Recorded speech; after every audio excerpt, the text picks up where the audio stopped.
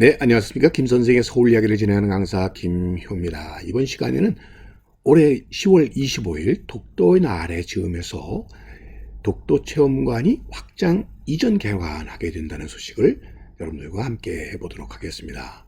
일찍이 조선인 근대화 산업 발전의 구심지였었던 이 경성방직이 자리 잡고 있었던 영등포에 바로 그 자리에 복합 쇼핑몰인 타임스퀘어가 있다는 사실 여러분들 아시죠? 이 건물 지하 2층 이마트 앞에 새롭게 이 독도 체험관이 이전 개관하게 되었습니다.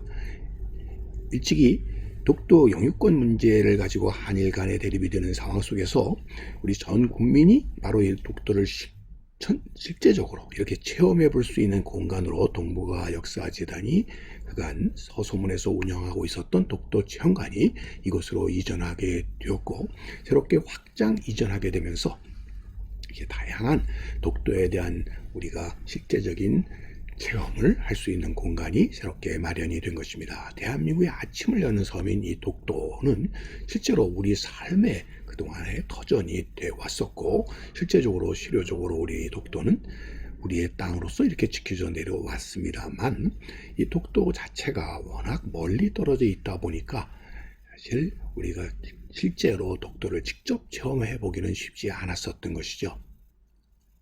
그래서 이 울릉도를 거쳐서 독도로 가는 길을 우리가 간접적이지만 이 독도 체험관을 통해서 실제적으로 경험해 보자라는 목적에서 이것이 설치가 되었는데요. 독도라는 것은 사실 이 한반도와는 한 번도 함께 한 적이 없었던 대양에 있었던 열점 화산의 폭발에 의해서 이루어진 섬이 되겠고요.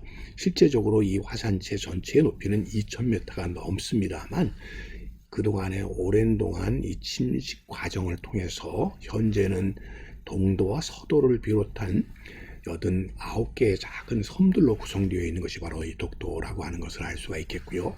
이와 관련된 다양한 지식들을 우리가 이 공간에서 확인해 볼 수가 있고, 실제로 100분의 1 축적으로 압축된 이 독도의 생생한 모습을 실제로 우리가 밟으면서 확인해 볼 수 있다는 점이 가장 큰 특징이 되겠습니다.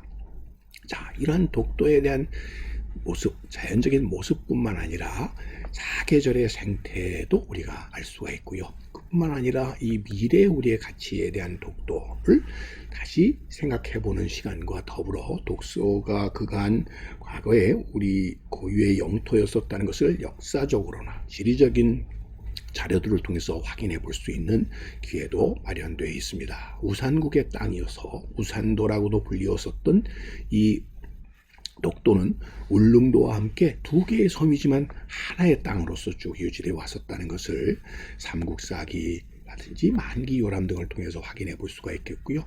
역대 조선 왕조의 왕조실록을 통해서도 이를 확인해 볼 수가 있겠고, 특히 소위 고종 황제께서 내렸었던 칙령을 통해서 이를 우리가 분명히 우리 땅임을 여기서 확인해 볼 수가 있는 것이죠. 그래서 칙령 41조의 내용을 보게 되면 울릉도는 울도로 개칭을 하고 결국 이와 더불어 독도는 이에 속하도록 되어 있었다라는 점에서 그것이 발령이 된 10월 25일을 독도의 날로 기념하고 있는 것 또한 바로 이러한 황제의 칙령이 바로 독도의 무대를 실제적인 우리의 땅이었고 우리의 통치권이 미치는 땅이었음을 이렇게 문서로서 확인해 주고 있다라고 보시면 되겠고요. 일찍이 이 메이지 정부의 경우도 일본의 경우도 태정관 지령을 통해서 독도는 일본과 관계없다는 것을 분명히 하고 있었다라고 보시면 되겠습니다. 조선시대에는 쇠한 정책에 의해서 울릉도가 빈섬으로 이렇게 관리된 적도 있었습니다만, 안영복 사건 이후인 1694년부터 200년간 수토관이 파견이 됨으로써 실효적으로 우리 울릉도와 더불어 이 독도에 대한 관리를 해왔었다라는 것을 확인해 볼 수가 있는 것이죠. 울릉도 쟁계 이후에 이렇게 울릉도 실태를 조사했었고, 이런 지도를 통해서 이를 확인했다는 걸 볼 수가 있겠고요. 이런 울릉도 수토 작업은 정기적인 울릉도 순찰을 통해서 군역 공납을 피한 조선 주민들의 쇠환뿐만 아니라 조선의 영토를 보호하기 위한 그러한 전략적 선택으로서 이루어졌었다라고 하는 것을 확인해 볼 수가 있겠습니다. 특히 이 수도사의 출항지로서는 삼척 장호리, 울진 죽변진, 울진 법평해군의 구산포 등이 되었었던 것이고, 자, 이런 흔적들을 통해서 확인해 볼 수가 있겠고, 1881년에 갔었던 이규원의 감찰사의 울릉도 개척 등을 통해서 아주 자세한 그 내용들을 오늘날에도 우리가 확인해 볼 수가 있는 것이죠. 그의 울릉도 감찰 일기 등을 통해서 확인해 볼 수가 있는 것이죠. 그리고 우리나라뿐만 아니라 세계의 지도를 통해서 우리 한반도에 속해 있었던 울릉도와 독도에 대한 이런 지도들을 확인해 볼 수가 있는 것이죠. 우산도와 울릉도 위치, 또 이렇게 위치들을 확인해 볼 수가 있겠고요.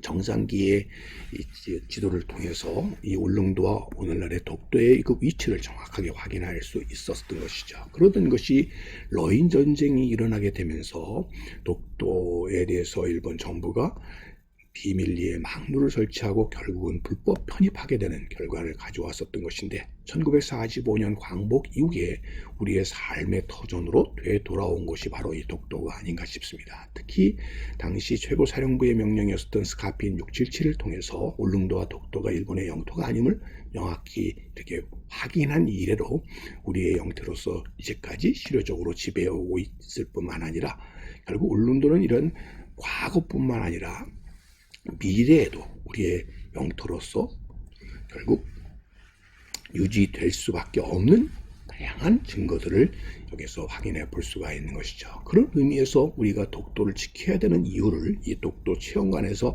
확인해 볼 수가 있겠고요. 우리 어느 학생들이 이런 공간을 통해서 그러한 것들을 확실하게 배워나가는 이런 다양한 교육 프로그램들이 계획되어 진행되고 있다라고 보시면 되겠습니다. 동쪽 끝에 신비스러운 독도, 단순하게 그렇게 여겨왔었던 것이 이제는 우리 곁에 있는 독도로서 결국 자리 잡을 수 있는 하나의 공간이 독도 체험관이 아닌가 싶습니다.